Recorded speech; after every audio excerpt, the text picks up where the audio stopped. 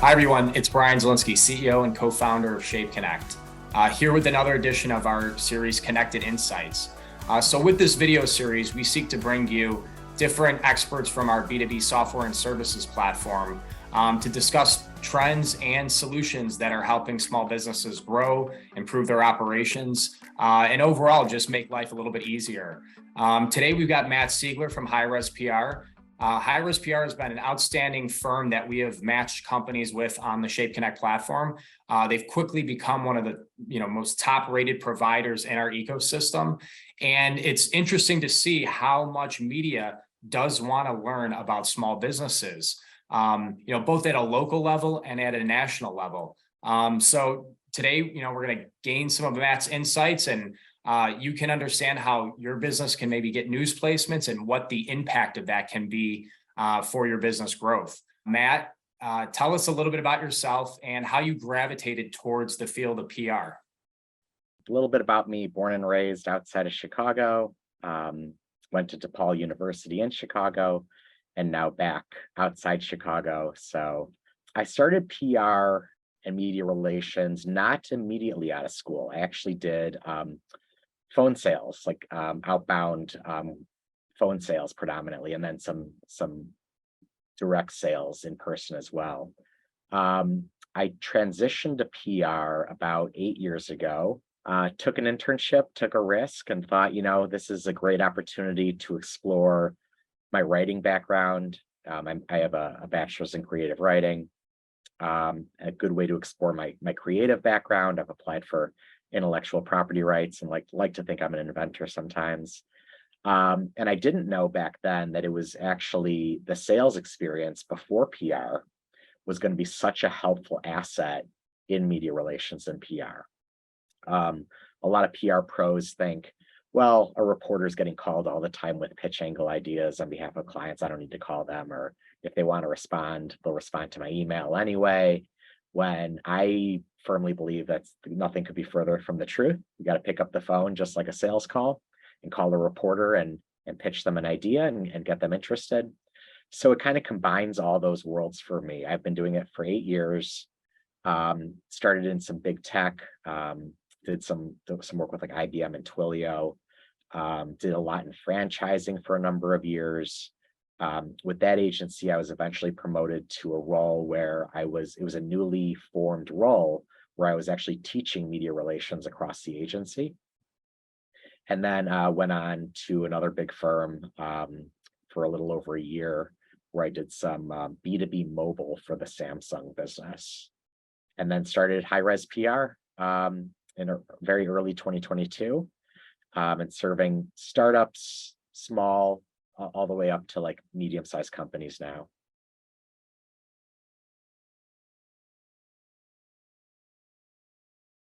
Well, not even working with small PR firms, but working with small businesses. Yeah. I, as much as I love the big brand name companies that everyone knows about, who better to get into the news than someone that says, wait, I can be in Forbes magazine, like I can be on Bloomberg, or I can be talking like in the actual newscast, not just paying for an advertised commercial before it, or like paying for an advertisement next to a written piece, whether that's online or print. A lot of startups, especially like solopreneurs, all the way up to a few people shops, and then small businesses, even medium-sized businesses, they don't know they can be in the news. And whereas, a huge client, a Fortune 500 company, it's more about let's control the message and let's, really massage exactly what we're going to say with media and whether or not we're going to participate in an interview. I've always gotten more of a thrill with small businesses that are like, if people could learn my name, my company name, and get brand awareness out there, that could be incredible. So that's where I love PR. That's who I love working with, and I feel like it impresses the most.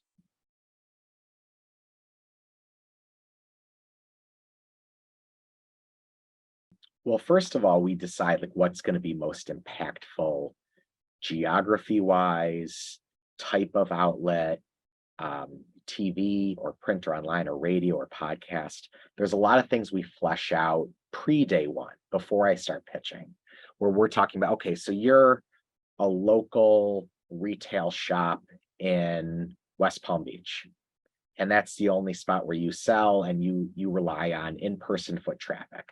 Then we're laser focused on West Palm Beach consumer print, online, TV, radio for the most part.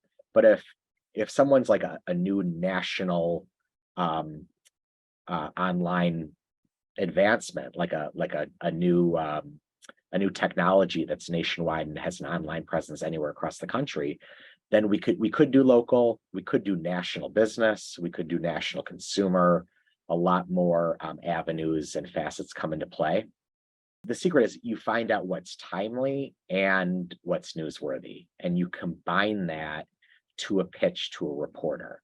I can give you some kind of anecdotal examples. Like I worked with an automated financial algorithm that helped with newbies in the stock market. So when it was Financial Literacy Month, it was a good time peg, but too many PR people think that's what's newsworthy, and that couldn't be further from the case again. Like to pitch a reporter and say, hey, it's National Finance Literacy Month, do you want to learn about my client who's in finance? They'd say, well, no, because what are we talking about other than just about them? So to come up with what's newsworthy, what's like a current macro trend going on in the world. Maybe there's something with the economy, whether it's up or down. Maybe with the housing markets, interest rates are way up or way down. Maybe the stock market was down a certain percentage just from the previous week. And speaking about that expertise, that knowledge, that thought leadership, that's what you weave into what's timely. So it's always case by case. And is it business consumer? Is it national, local? Is it print online or TV or something else? That's something that we flesh out that'll be making sure it's most impactful for each and every client.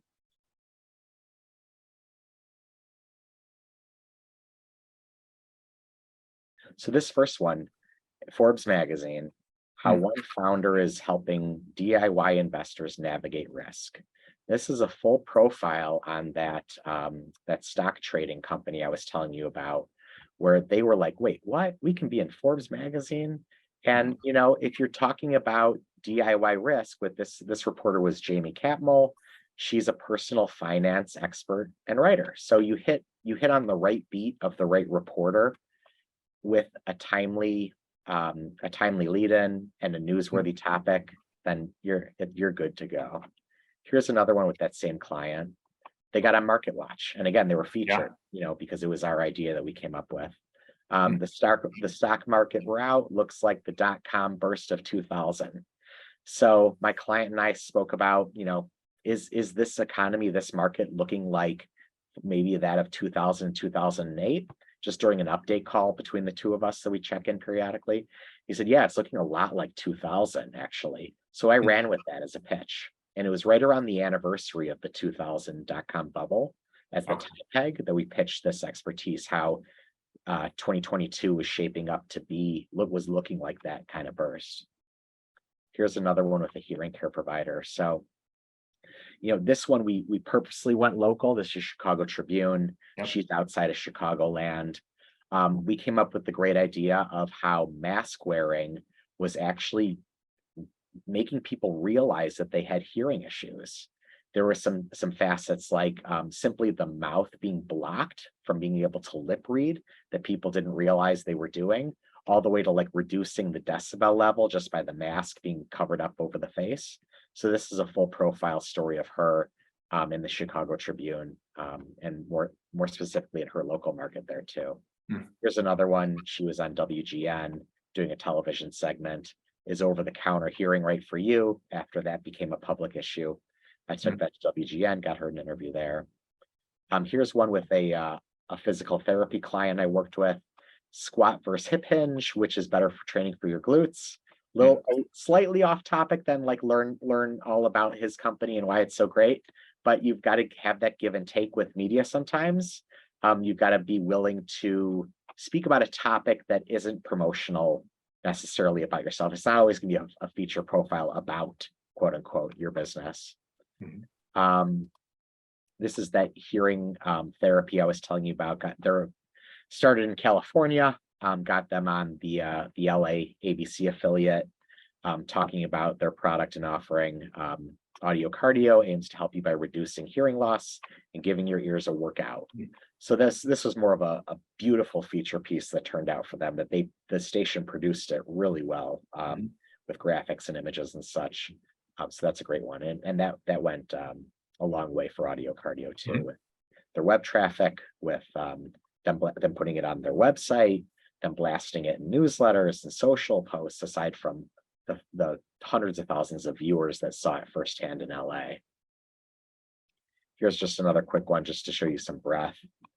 That Weather on the Way app, he was on Fox San Francisco, speaking about what the technology he developed there. And this was tied to some weather that San Francisco was having at that time. They had a lot of snow last winter, so that was our time peg there.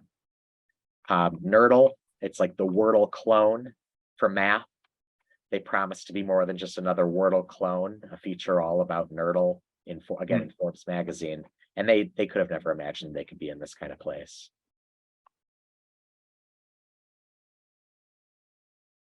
So this is, a client of mine said, we are getting such huge web spikes every time you get us a placement.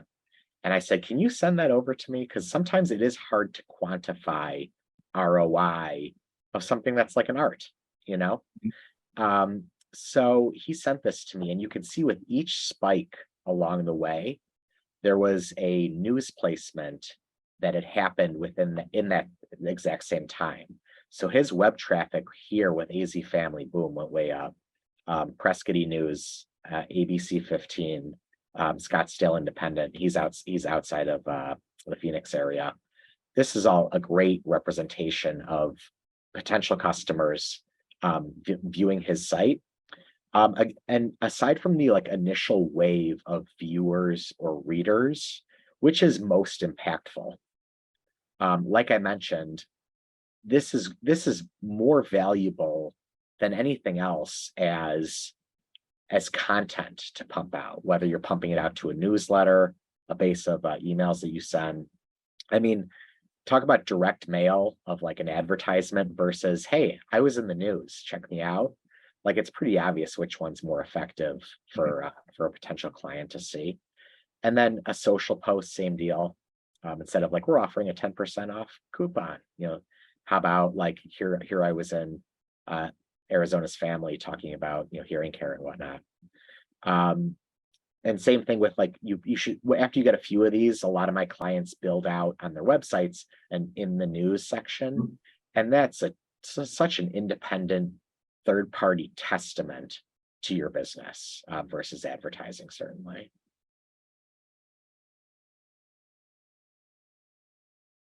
Very high level, don't worry, it's easy. I would say that, but you just got to learn how it's easy. You learn very simple things, and I coach and prep clients, especially early on, if not every time, if they'd like, about what to wear, how high to have your camera above your head, things that probably are not going to make or break a customer knocking on the door or clicking the link online either way, all the way to the really big important stuff. We want to make sure that with each question, or at least certain questions, we're looping that back and honing it, kind of shifting it to this message or that message or that message.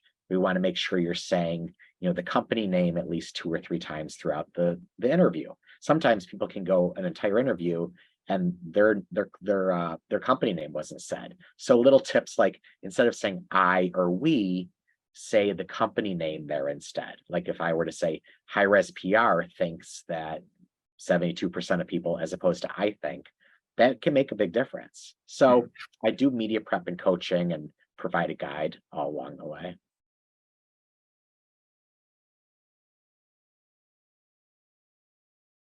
This is Chicago Sun-Times. So this is an instance where it's very direct.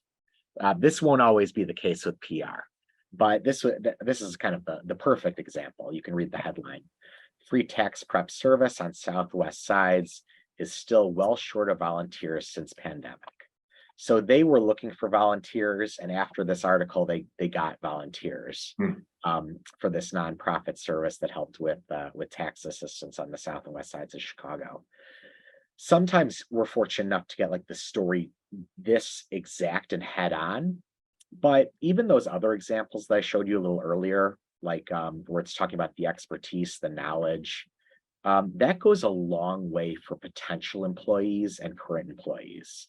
It helps with culture, like employees feel really proud of a place that was to work for a place that was in Forbes magazine or Bloomberg or Wall Street Journal, or even like the very small town local newspaper, to see a positive story and that's the place you work, especially if your leadership is painted in a positive light, that goes a really long way. And same thing with a potential candidate. If someone's like, well, who is this company that I may do an interview with, or I saw a job posting for? These online stories, especially, or like the links to TV segments that are posted online, this is going to be the first thing they see about you. And they're going to Google you, they're going to search you online. And this becomes your online profile, whether it's for a customer or a potential employee, a potential candidate. So if they see these kinds of great pieces about you, they know you're not like a fly-by-night business. They know you're not disappearing tomorrow. There's some security in that kind of thinking, and they know that you see issues in a positive way, and you're painted in a positive light by media, and they'll appreciate that too. This is just a screen from my website. 40% of users block ads online, according to CNET. And according to Forbes, PR, like being the actual story, is 90% more effective than advertising. So people know that advertising is self-written, whether it's a billboard or a little rectangle next to a written story or commercial. You'll see like infomercials where people pretend like they're in a newscast. They'll have a hired employee or someone they're paying that says, "So welcome back." It's a commercial. Welcome back. We've got, expert owner here, and tell us about how great your company is. Like a consumer sees through that. And the reason they're making it look like it's news instead of just blatantly an ad is because that everyone knows that that's what's independent and editorial and not talking about yourself. That's what's more trustworthy. So I would say if you're between the spend of getting in the news or advertising next to the news, again, I'm biased, but I'd say PR is the way to go. We'll have Matt's information included in this video, and then in subsequent emails that we send out, you can reach out to him. He also has a phenomenal package for small business on our solutions marketplace. So that's worth exploring as well. And, we'll catch you on the next episode of Connected Insights, and we'll talk to you again soon. Thanks, Brian.